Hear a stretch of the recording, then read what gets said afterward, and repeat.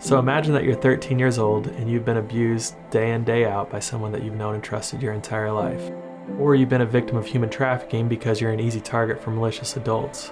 Imagine that everyone that you've ever known, all your grandparents, your parents, your family, friends, your aunts and uncles, every adult in your life that you ever thought you could trust has either abandoned you or looked the other way when you've been hurt or abused, or they were the ones causing the hurt or abuse.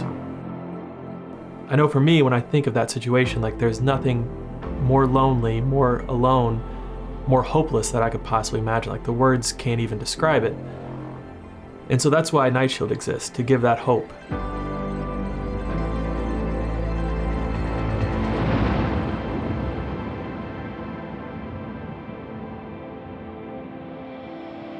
We had to think about 24 hours a day, 7 days a week, 365 days a year. We had to think about providing Christmas for kids, Easter, birthdays, so much as when you left your house this morning and you never went home, what would you need to survive?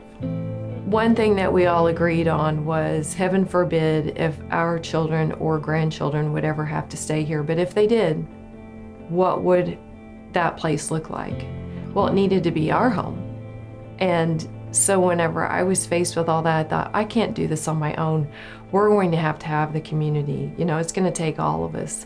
So at Night Shield, the reason why we've been able to thrive and survive for the last 10 years is largely due to the Southern Illinois community.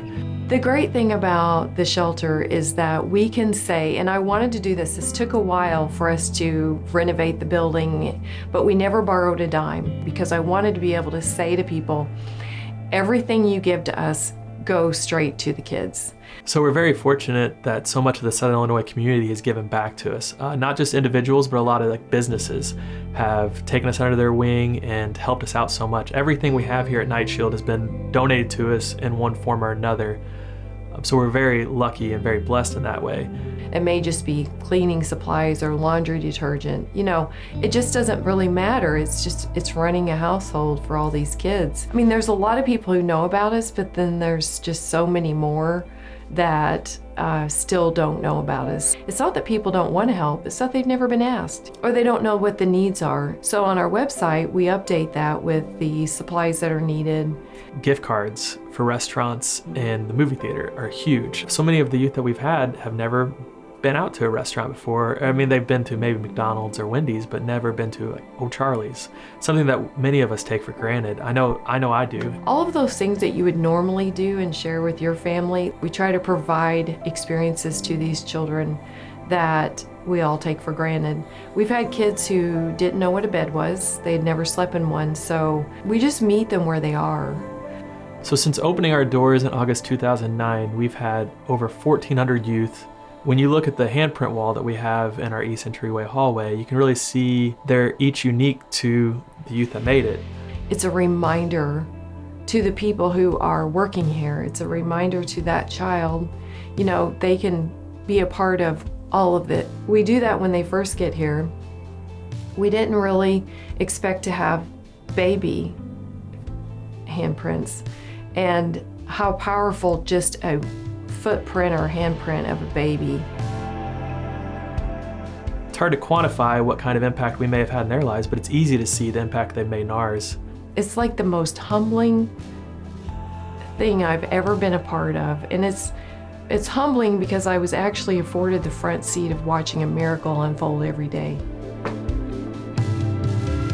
For us, we just have to give each of the youth that come through our absolute best, give them our full hearts and everything we can do to hopefully be the first crack in that wall they built around themselves. It's a great way to memorialize and celebrate the work that's done here with those children and for those children. A lot of people don't realize that Southern Illinois has many of the same needs that Chicago has or more of the northern parts of the state have. Statistically, we have the highest rate of staying in the longest. So nationally, we're the worst in the nation for once our children are in the system of getting them out.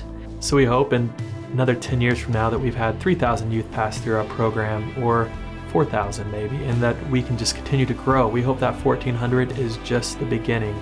But the work that's done here is legacy work, because we're actually going to be helping kids and sending messages to a future we'll never see.